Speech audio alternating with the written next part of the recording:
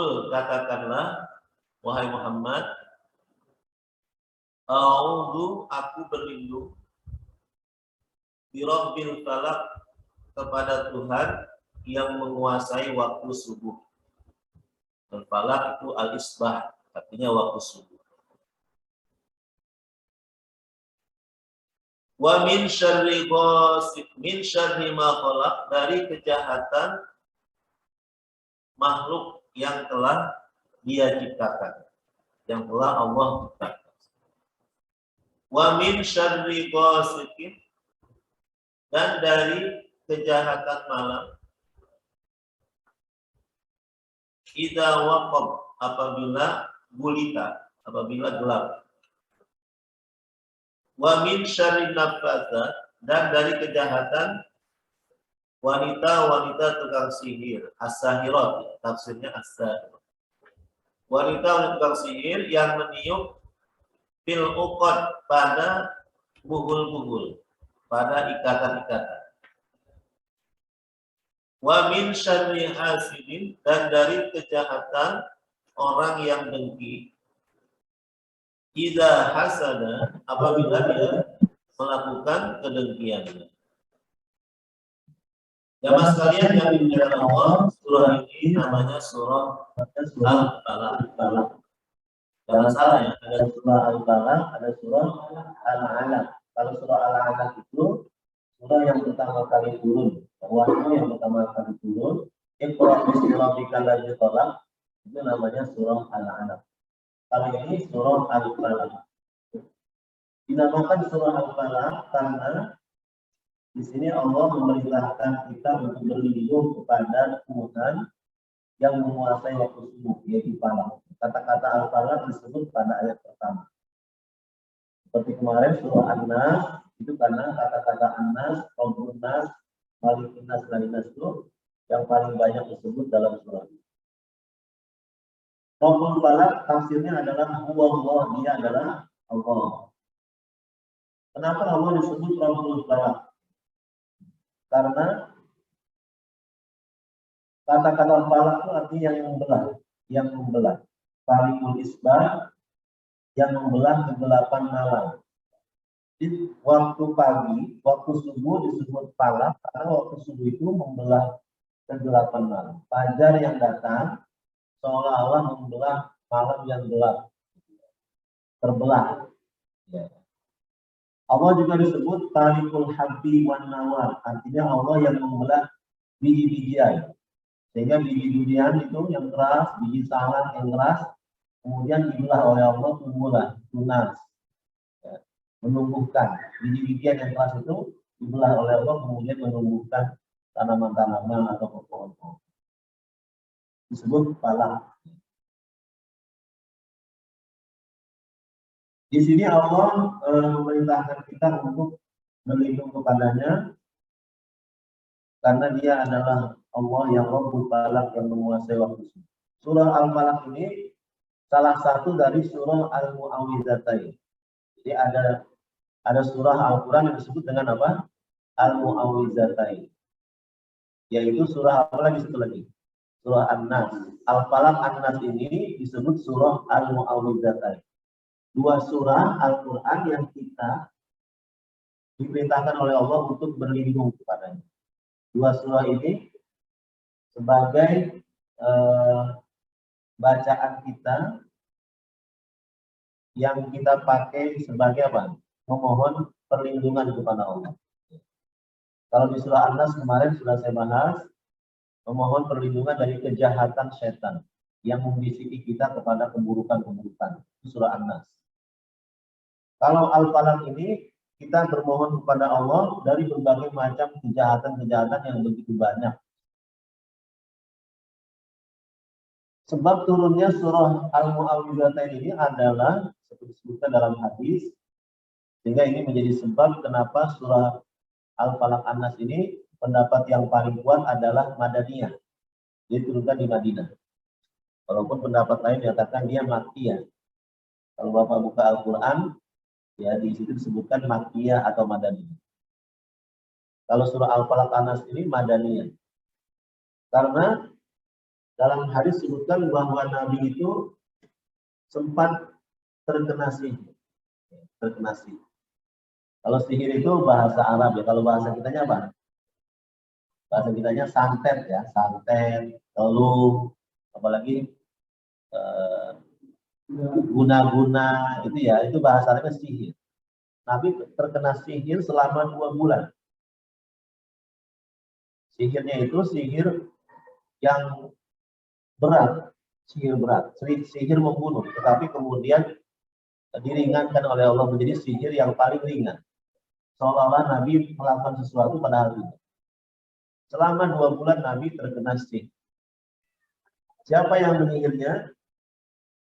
Nabi sakit selama 2 bulan itu, kemudian didiagnosa oleh malaikat Jibril, ternyata Nabi matbub. Matbub itu artinya apa? Terkena sihir. Siapa yang mensihir Nabi? Yang mensihir Nabi itu Yahudi, yang bernama Labid bin A'sam. Dari putri-putrinya, anak-anak perempuannya yang mengumpulkan rambut Nabi. Rambut Nabi yang jatuh, disapu oleh orang yang bekerja di rumah Nabi, kemudian dikumpulkan rambut-rambut Nabi itu oleh putrinya Labid bin A'sam. Itulah, dari situlah kemudian orang Yahudi itu mensihir Nabi. Kenapa orang Yahudi ini mencoba mensihir Nabi? Karena mereka telah menggunakan berbagai macam cara untuk membunuh Nabi. Orang Yahudi itu terkenal dengan yaqtuluna nabiyyin. Mereka itu kebiasaan mereka membunuh nabi-nabi. Banyak nabi-nabi yang dibunuh. Seperti Nabi apa? Nabi Zakaria, Nabi Yahya. Bahkan Nabi Isa pun dibunuh, disalib itu karena Yahudi juga, pengkhianatan yang sampai Nabi Isa pun diangkat. Mau coba dibunuh oleh mereka. Termasuk Nabi kita, Nabi Muhammad.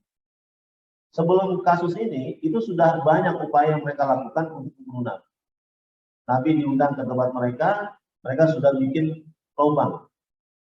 Tapi ternyata Nabi selamat. Nabi berhasil lolos, ya nggak lewat lubang itu. Diberitahu oleh dia, kalau di depanmu ada lubang.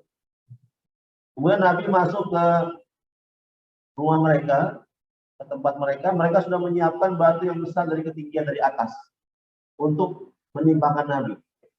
Tetapi Nabi diperintahkan, diberi wahyu, jangan duduk di situ. Karena mereka sudah siap menjatuhkan batu besar. Nabi milih duduk tepatnya. Gagal. Upaya mereka membunuh Nabi itu gagal. Dengan cara fisik. Mereka berhasil meracuni Nabi. Ya. Nabi sempat kena racun ya, dari makanan yang mereka hidangkan. Tapi Nabi, ada sahabat Nabi yang meninggal, sementara Nabi masih bisa bertahan. Ala kuliah mereka gagal ya membunuh Nabi. Sehingga mereka melakukan cara yang halus, yaitu dengan cara apa? Mensihir Nabi. Bahkan dengan cara ini pun gagal, Nabi sudah wafat pun mereka berusaha untuk apa? Mencuri jasad Nabi, ya, jasad Nabi. Mereka pernah ngontrak rumah di Madinah, kemudian mereka menggali apa? Bikin bangker, ya, bikin lubang yang mengarah ke makam Nabi SAW. Sampai ke khalifah yang jauh di Baghdad itu bermimpi ada orang yang mencoba mencuri jasad Nabi. Sampai akhirnya dicari ya di Madinah itu, ternyata ada orang yang dia sudah bikin apa? Lubang yang mengarah ke makam. Makanya makam Nabi itu kemudian dibeton ya, dibikin apa namanya, dibuat seperti benteng yang kuat sehingga tidak apa namanya, tidak ada yang mencoba untuk mencuri jasad Rasulullah. Jadi mereka berbagai macam cara ya untuk memusuhi Rasulullah SAW sampai dengan membunuh, berusaha membunuh. Nah, setelah didiagnosa ternyata Nabi ini matbub kena sihir. Siapa yang mensihirnya? Labid bin A'sam al-Yahudi. Kemudian ditemukan sihirnya itu, benda sihirnya ada di sumur Darwan namanya. Sumur Darwan itu airnya sudah tak jernih lagi. Kemudian sumur Darwan itu digali, lalu ditemukanlah benda sihirnya yang berupa 4 ikatan-ikatan ya, kayak boneka-boneka gitu, namanya 4. Yang kemudian Di situ ada rambut-rambut Nabi.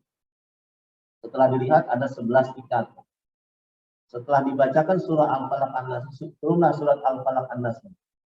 Dibacakan Qul a'udzu birabbil min syarri ma khalaq wa min syarri ghasiqin idza waqab, seterusnya sampai dengan Qul a'udzu birabbin nas sampai minal jinnati wan nas. 11 ikatan itu lepas. Dan Nabi kembali sehat, kembali juga. Makanya surah Al-Falaq An-Nas ini ayatnya ada berapa? Ayatnya ada berapa? Ada 11 ya. Surah Al-Falaq ada 5, surah An-Nas ada 6. 11 ayat. Karena memang udah ikatan yang mensihir Rasul itu ada 11. Nah, surah Al-Falaq An-Nas ini bagian dari nikmat Allah, karunia Allah kepada Nabi, kepada kita umatnya. Ada ya, ternyata ada solusi, ada jalan keluar dari permasalahan sihir. Karena sihir itu membahayakan. Dalam Islam, dalam agama kita, dan sihir itu, dukun itu, hadduhu bisayf. Dia harus dihukum mati. Kalau terbukti dia melakukan praktek sihir, dia harus dihukum. Hadduhu bisayf. Ini nggak main-main. Karena sihir itu hakiki. Bisa membuat orang, dalam surat Al-Baqarah ya, ayat 102, itu yufarriquna bainal mar'i wa zawji, bisa memutuskan suami istri yang akur, yang harmonis. Karena sihir bisa jadi apa? Berantakan rumah tangganya. Yufarriquna bainal mar'i wa zawji, bisa membuat orang sakit, ya, menahun, sakit nggak ketahuan, penyakit fisik ya. Sihir itu hakiki. Yang paling parah sihir itu bisa juga membunuh. Maka surah Al-Falaq An-Nas ini bagian dari nikmat Allah agar kita umat Islam terpelihara, terjaga dari sihir. Nabi bisa terkena sihir karena Nabi manusia, sama dengan kita, manusia. Hikmahnya Nabi terkena sihir, jadi kalau Nabi saya kena, apalagi kita. Surah Al-Falaq An-Nas ini sebagai maksum, sebagai perlindungan. Nabi itu dimaksud, dijaga, terpelihara. Kalau kita nggak maksum, makanya kita ya sore pagi siang malam membaca surah ini agar kita terpelihara. Baik jemaah sekalian yang dimuliakan Allah, qul a'udzu birabbil falaq, katakanlah wahai Muhammad, wahai kaum muslimin, wahai orang-orang yang beriman, a'udzu birabbil falaq, aku berlindung kepada Allah, Rabbul falaq, Tuhan yang menguasai waktu, yang bikin malam ini menjadi siang, yang mampu mendatangkan cahaya dari kegelapan malam ini hanya Allah SWT. Rabbul falaq itu hanya Allah. Kalau kita nggak bisa bikin siang. Malam yang gelap ini nggak bisa kita bikin siang. Paling ya sekitar ruangan ini aja kita bisa bikin terang. Tapi kalau keseluruhannya nggak ada. Hanya Allah Rabbul falaq ya, Tuhan yang menguasai waktu, yang bisa menghilangkan kegelapan itu hanya, yang mendatangkan cahaya itu hanya Allah Rabbul falaq. Kita berlindung kepada Allah Rabbul falaq. Yang pertama di sini, min syarri ma khalaq, dari kejahatan makhluk yang telah Allah cipta. Ternyata ada makhluk Allah yang tidak bersahabat dengan kita. Ada makhluk-makhluk Allah yang ternyata ya, mengancam kita, memusuhi kita. Min syarri ma khalaq. Syarri ma khalaq ini seperti apa, Pak? Syarri ma khalaq. Makhluk yang selalu ingin mencelakai kita. Itu syarri ma khalaq. Siapa, Pak? Ya, syarri ma khalaq itu siapa? Ya, setan, itu udah jelas ya, setan. Syarri ma khalaq. Iblis. Selain itu, syarri ma khalaq. Makhluk-makhluk yang berbahaya. Seperti apa? Nah, binatang buas, kalajengking, apa lagi? Ular. Nah, itu yang besar-besar. Ini syarri ma khalaq juga termasuk yang kecil-kecil. Ya. Covid, syarri ma khalaq itu virus. Nyamuk, lalat. Satu gigitan nyamuk saja bisa mati kita. Bisa berhari-hari kita berbaring di rumah sakit. Satu gigitan nyamuk. Yang kelihatan nyamuk. Nyamuk apa namanya? Berbahaya. Nyamuknya keren namanya. Satu gigitan saja itu, ya, ponakan saya satu gigitan doang tuh. Lagi istirahat nunggu kakaknya ujian di musola, istirahat sebentar, digigit nyamuk, masuk rumah sakit berhari-hari. Karena DBD, karena gigitannya. Nah, belum lagi lala, belum lagi virus yang nggak terlihat. Yang melihatnya harus dengan mikroskop. Itu syar'i makhluk yang tidak bersahabat dengan kita. Memporak-porandakan dunia, ya, yang kelihatan. Orang takut sih. Sampai berapa tahun umat Islam nggak bisa pergi haji? Susah. Tahun ini juga belum tentu bisa berangkat. Bisa ada haji. Luar biasa. Bisa dimaafkan. Jadi kejahatan makhluk yang memang Allah ciptakan. Jadi ada makhluk-makhluk yang tidak bersahabat. Jadi manusia itu memang hidupnya begitu. Dia terancam dengan bahaya-bahaya di sekitar. Bisa 5 orang. Kemudian kita diperintahkan oleh Allah untuk berlindung wa min syarri ghasiqin idza waqab. Berlindung kepadanya dari kejahatan malam. Min syarri ghasiq. Dari kejahatan malam, terutama malam itu idza waqab, apabila dia gelap, apabila dia gulita. Malam saja itu sudah menakutkan. Malam saja itu sudah menakutkan. Nabi mengatakan lau ta'lam ma a'lam. Kalau kalian tahu apa yang aku tahu, kalian nggak akan berani keluar malam. Saking banyaknya makhluk-makhluk yang keluar di malam hari. Itu min syarri ghasiqin idza waqab. Maka Nabi melarang anak-anak kita main di waktu maghrib, dilarang. Kalau maghrib jangan pada main. Kenapa? Karena di situ banyak makhluk-makhluk yang keluar. Ada juga makhluk jin, setan khusus yang menculik anak-anak kita. Namanya setan apa? Namanya setan umusidian. Umusidian. Itu kalau bahasa Arab, kalau bahasa kitanya apa? Ya, bukan disesabian. Kolong mewe. Kolong mewe itu bahasa Arabnya umusidian. Itu nyata, memang ada. Ya. Di waktu maghrib itu anak-anak kita yang nggak pada ke musola, yang nggak pada ibadah, yang pada main itu diculik oleh jin-jin itu. Kalau zaman dulu itu dibawa ke gombolan, dibawa ke semak-semak gitu ya. Waktu saya masih kecil, biasa itu teman-teman ada yang dibawa. Di pagi baru ketemu ya, adanya di semak-semak. Hilang. Itu biasa kalau mewah. Kalau sekarang dibawanya nggak ke gombolan, dibawanya kemana? Ke mall gitu ya, ke mall, ke warnet, kemana gitu ya, anak-anak zaman sekarang. Maka kita diminta oleh Allah untuk mohon perlindungan dari kejahatan malam, dari penggunaan malam. Malam sendiri sudah menakutkan. Bahkan biasanya musibah-musibah yang membahayakan itu di malam hari. Ya terjadi kebakaran itu malam hari yang bahaya.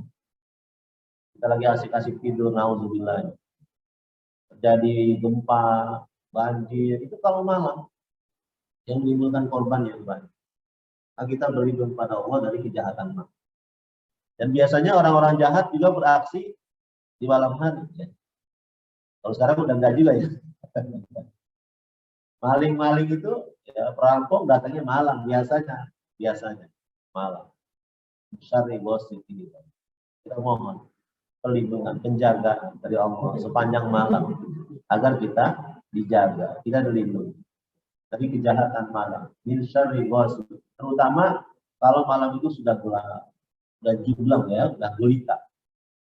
Ghasiqin idza waqab. Kemudian kita mohon juga penjagaan dari Allah yang ketiga dalam surat ini. Min syarri naffatsati.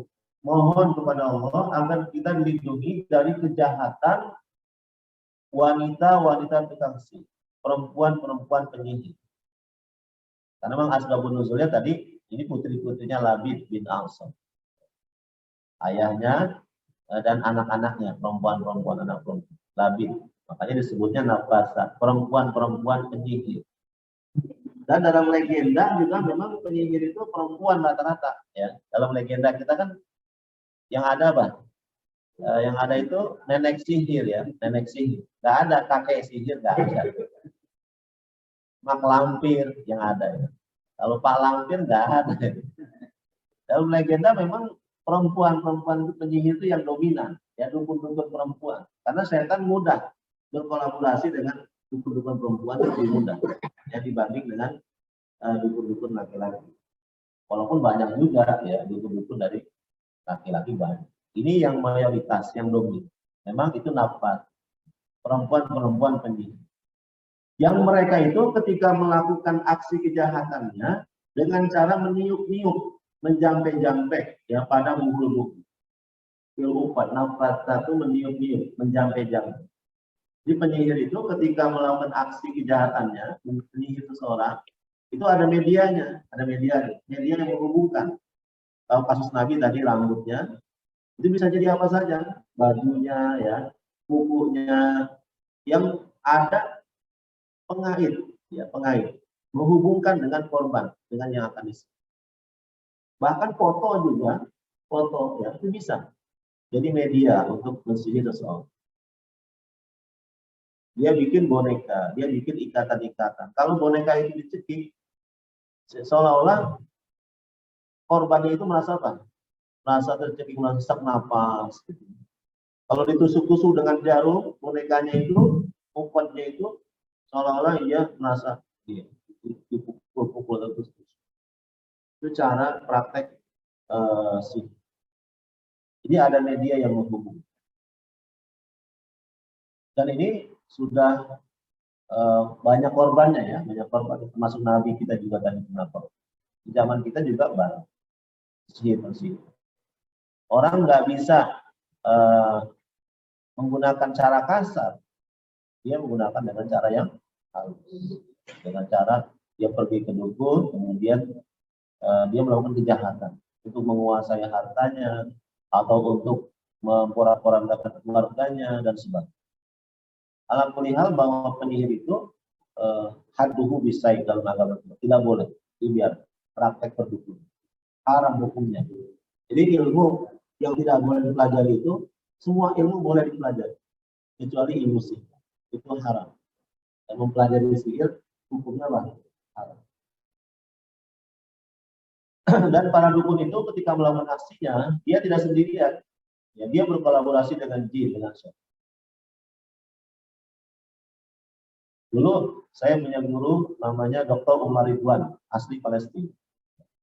Dosen di UPI Jakarta dulu namanya Dr. Umar Ridwan. Dia pernah meneliti 70% orang gila di Indonesia itu karena sihir. 70% orang gila di Indonesia itu karena apa? Karena sihir yang tidak tertangani dengan baik. Terkena gangguan jin, gangguan setan, dari sihir yang tidak ditangani dengan baik. Tidak diruqyah, tidak diterapi dengan baik. Itu bahayanya sih. Bisa bikin orang habis hartanya Pak. Berobat ke sana kemari, rongsen bolak-balik, kagak ada penyakitnya, tapi sakit ada. Tapi udah berobat nggak ada. Habis ada. Jatuh miskin. Yang paling parah sampai dia menguasai hati. Kalau menguasai hati udah gila, hilang akal. Banyak orang-orang gila itu karena sihir yang tidak tertangani dengan baik.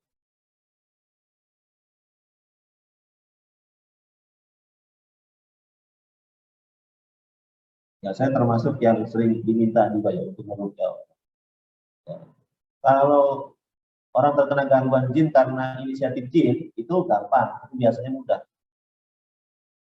Jadi orang terkena gangguan jin ya itu ada dua sebabnya, karena sihir satu tadi, yang kedua karena kesurupan biasa, ya. Karena inisiatif jin.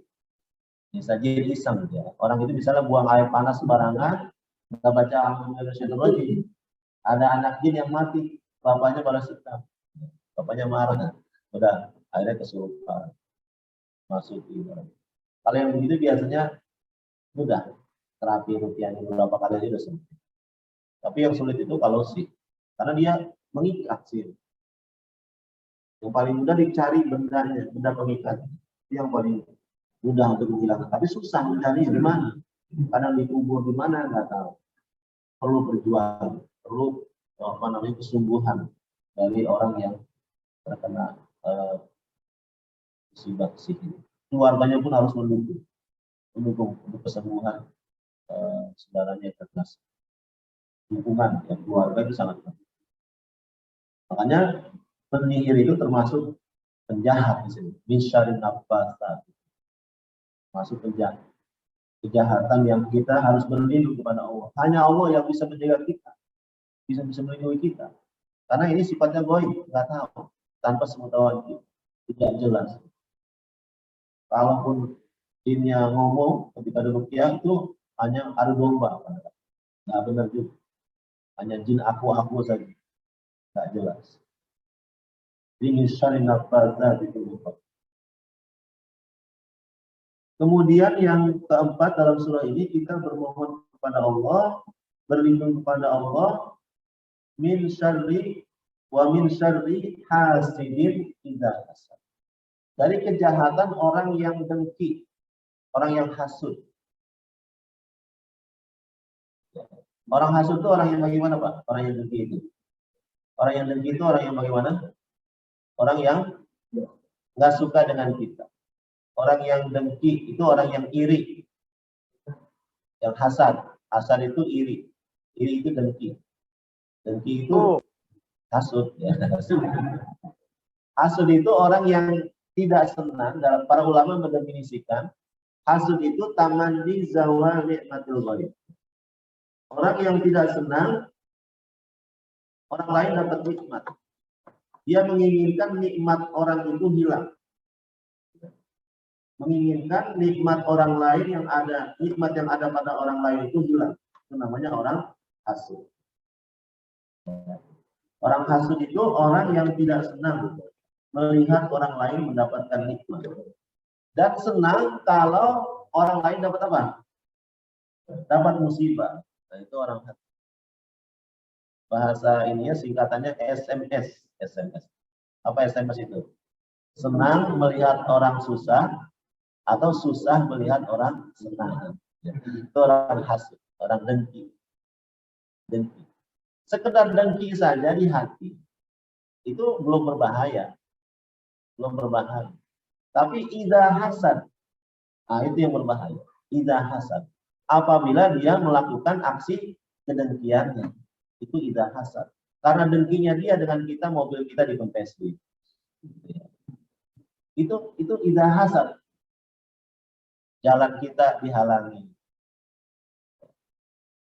Naudzubillah, rumah kita dibakar, naudzubillah. Jadi fitnah. Itu idza hasad. Apabila dia melakukan aksi kedengkian. Kalau masih sekedar di hati, perasaan tidak suka di hati itu belum berbahaya. Ya. Tapi kalau idza hasad itu sudah berbahaya.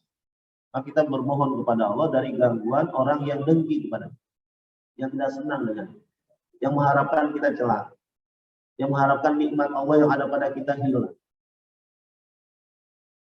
Ini dari manusia, Pak, kalangan manusia. Karena kedengkian dia, akhirnya dia melakukan praktek sihir. Ya. Dia datang ke dukun, mengguna-gunai kita. Itu berangkat dari apa? Dari kedengkian. Karena kedengkian dia, akhirnya dia mengambil harta kita dan sebagainya.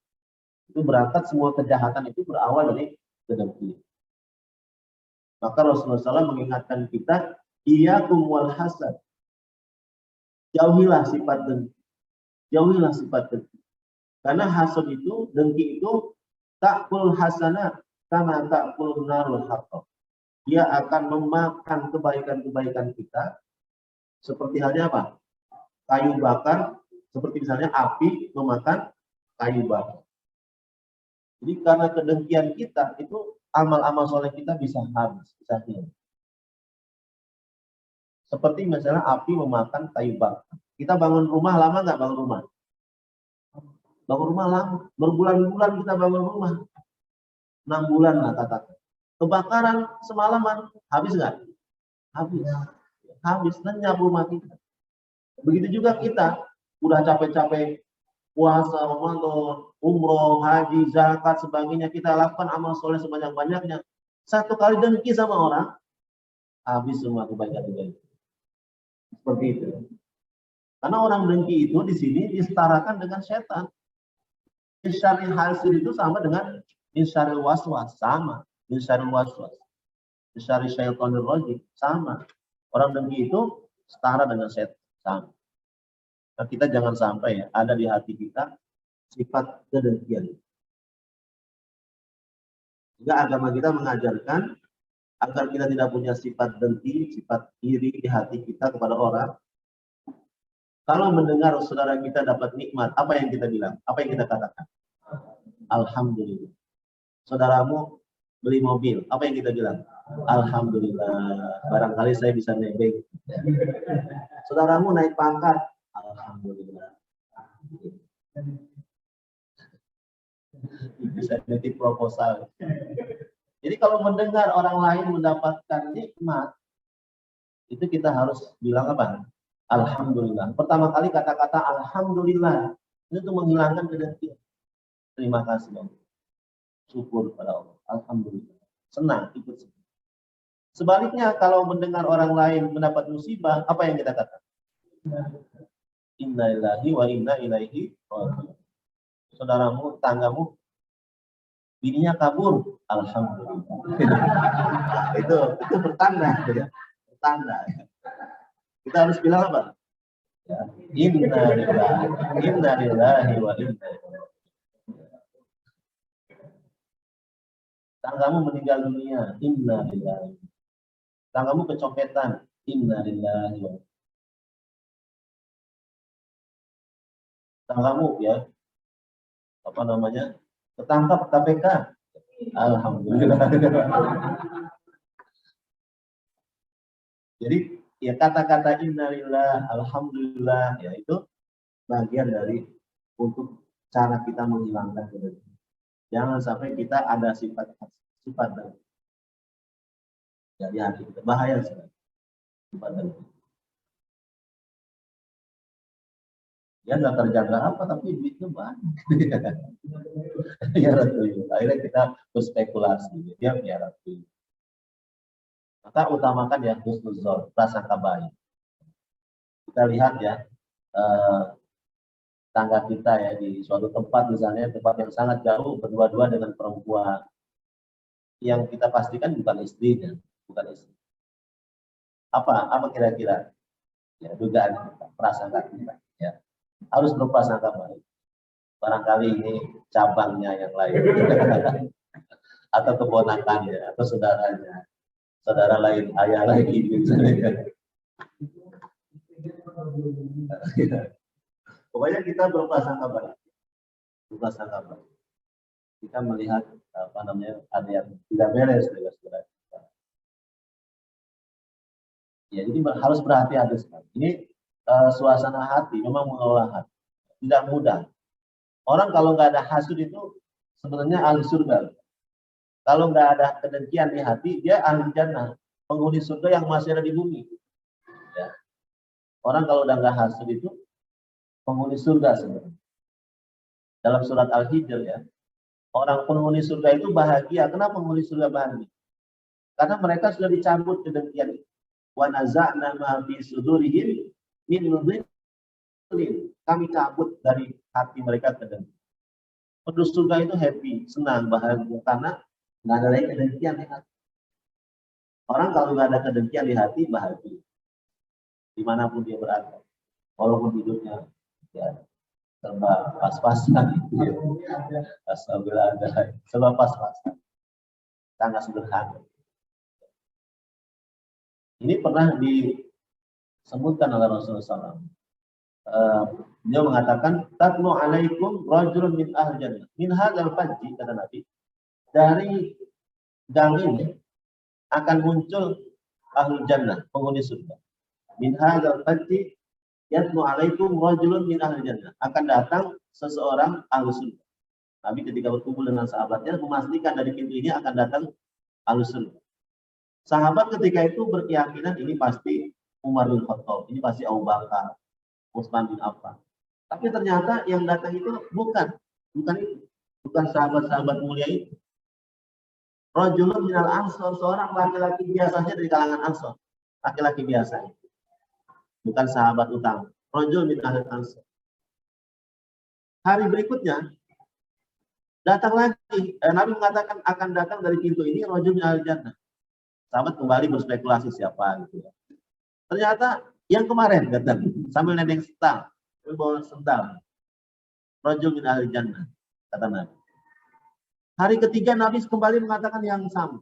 Akan datang dari pintu ini, muncul dari pintu ini rajul min ahli jannah. Ternyata orang yang kemarin juga. Sampai Ibnu Umar itu atau Ibnu Abdullah bin As bin Amr bin As ya, penasaran apa yang kira-kira yang dilakukan orang ini sehingga Rasul memastikan dia sebagai apa? Ahlul jannah, ahlul surga. Masih di dunia sudah disebut ahlul jannah. Sampai Abdullah ini nginep, minta izin bermalam di rumah orang itu. Saya mau bermalam. Nginep di rumah ente 3 hari, 3 malam. Semua nginep. Izinkan, silahkan. Orang itu ternyata setelah 3 malam berlalu, Abdullah seperti kecewa. Ya, ternyata nggak ada yang istimewa dalam orang itu. Yang mulainya biasa saja, tilawahnya biasa saja, standar-standar aja. Yang nggak ada yang istimewa menurut Abdullah. Sampai kemudian Abdullah pulang, izin pulang. Anda mau pulang? Ya. Kenapa ente pulang? Gitu ya. Saya mendengar Rasulullah mengatakan bahwa kamu adalah ahlul jannah, kamu di surga. Tapi saya melihat kamu kayaknya biasa-biasa aja. Nggak pantas lah dari surga.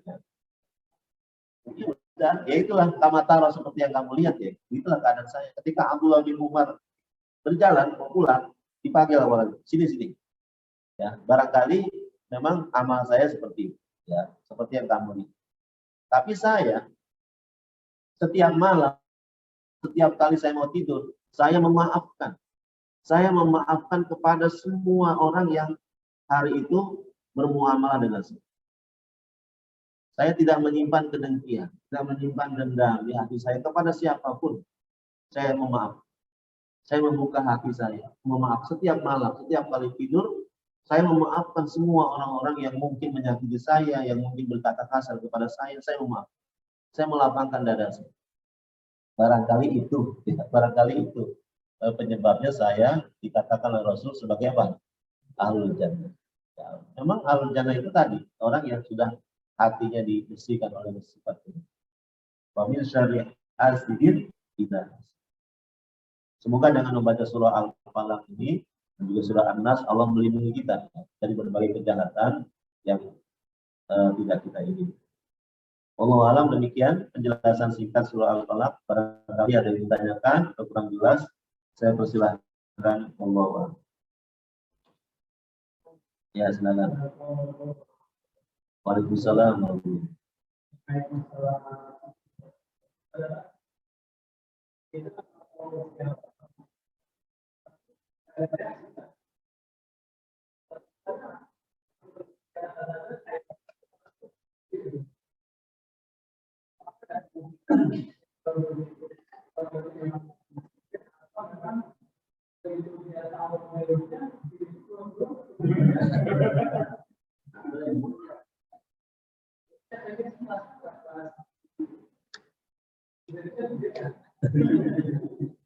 Ya, jadi ketika ada orang yang ada indikasi terkena sihir, kadang memang kita tidak mudah untuk memastikan kalau penyakitnya ini karena sihir. Biasanya, ya, ketika diruqyah itu memang ada reaksi. Apakah ada mengeluarkan suara, atau dari tangannya mengepal, atau giginya mengancing, atau tiba-tiba dia pingsan sebagainya, itu sebagai reaksi dari ruqyah. Biasanya begitu. Kalau nggak ada reaksi, ada kemungkinan penyakitnya penyakit medis, ada kemungkinan penyakit medis. Atau ada kemungkinan peruqyahnya, ya, peruqyahnya yang apa? Yang kurang pede atau kurang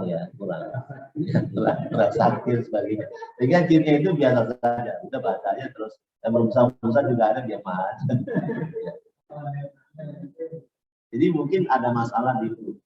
Maka peruqyah itu siapapun bisa meruqyah, karena ruqyah itu syariah. Ruqyah syariah itu ruqyah yang bisa diikuti, bisa dilakukan oleh siapapun. Nggak ada kata-kata yang disembunyikan, semuanya jalan, semuanya jelas.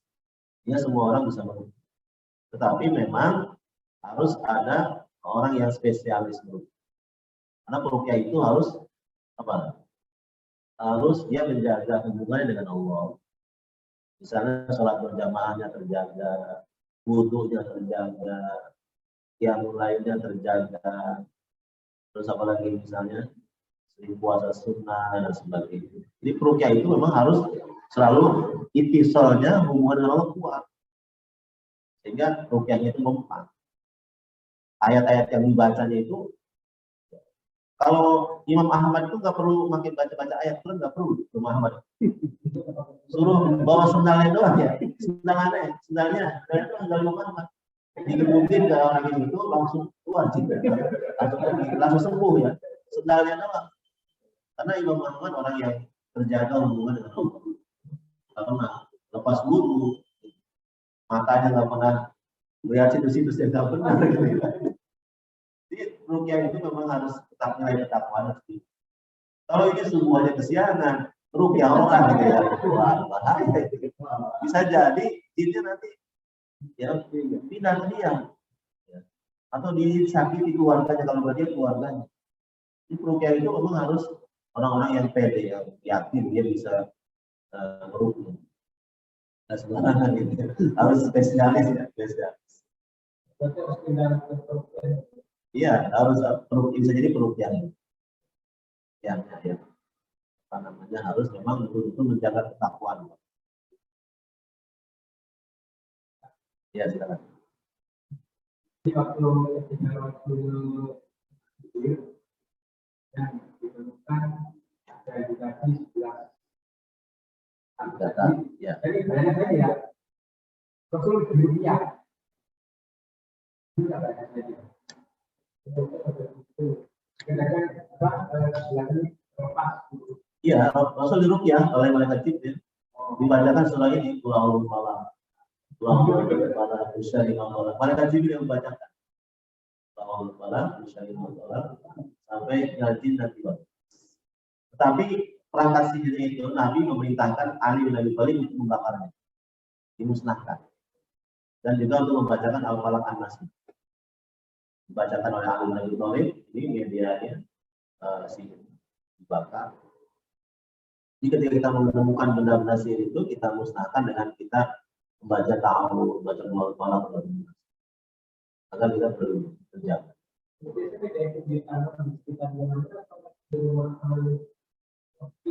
Iya, malam. Seperti tadi Rasul ditanamnya di mana itu? Di sumur Darwah, sumur yang agak jauh dari mana? Sumur Darwah. Kalau Nabi kan emang enak ya, dikasih tahu. Ya. Tapi itu pun setelah berapa? Setelah 2 bulan kan? Setelah 2 bulan. Kita juga bisa. Ya. Tadi dengan kedekatan kita kepada Allah, maka ruqyah itu sebenarnya seorang peruqyah itu bukan dia yang mengusir jin itu. Mengusir sihir bukan, tapi dia membangkitkan semangat, memberi motivasi kepada korban, kepada yang dikena sihir itu untuk memperbaiki diri, memperbaiki hubungan dia dengan Allah, untuk semakin percaya kepada Allah. Jadi membangkitkan motivasi semangat beribadah, semangat ketakwaan. Peruqyah itu hanya sekedar itu, sekedar mendakwahkan orang itu, dakwah agar orang itu memperbaiki hubungannya dengan Allah, berprasangka baik dengan Allah. Akhirnya orang itu menjadi kuat, jadi imunnya, kekebalan tubuhnya kembali. Ya. Karena orang itu terkena sihir karena dia lemah. Orang itu terkena sihir karena dia kurang zikir, karena kurang semangat dalam ibadah. Maka kita tidak boleh terlalu gembira, tidak boleh juga terlalu sedih. Setan itu ketika sihir ya, itu ketika akan masuk ke diri orang, dia mencari-cari celah. Mencari-cari waktu yang tepat untuk masuk. Nggak langsung, ya. Ada misalnya orang itu ketika terlalu senang, nah dia masuk. Ketika terlalu sedih, dia bersedih. Maka ya ini hanya Allah yang bisa menjaga kita. Ini orang beriman itu baca zikir ini pagi sore ya, baca maksurat ya. Enggak melulu kita baca doa ini ketika di masjid ya, duduk di masjid enggak. Sambil jalan pun kita baca. Mulai motor, sambil bawa mobil kita baca doa perlindungan pagi sore. Baca maksurat ini ya, baca al-falaq an-nas, paling kurang al-falaq an-nas. Setelah asar atau ba'da maghrib atau ba'da isya. Kalau sore, kalau pagi ba'da subuh. Kalau ada lagi terakhir ya mungkin.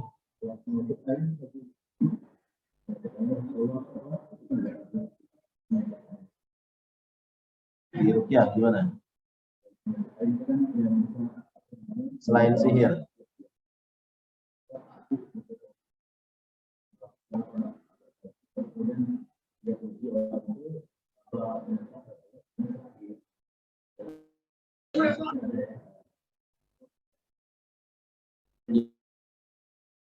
Ya, ada juga memang penyakit ain. Ain itu karena mata ya, karena mata orang yang dengki. Biasanya ain itu menimpa anak-anak yang paling banyak. Kalau bahasa di sininya kena sawan, ya. Kena anak-anak itu kena. Kalau anak kita kalau kita bawa naik angkot apa kita tutupi matanya. Ya.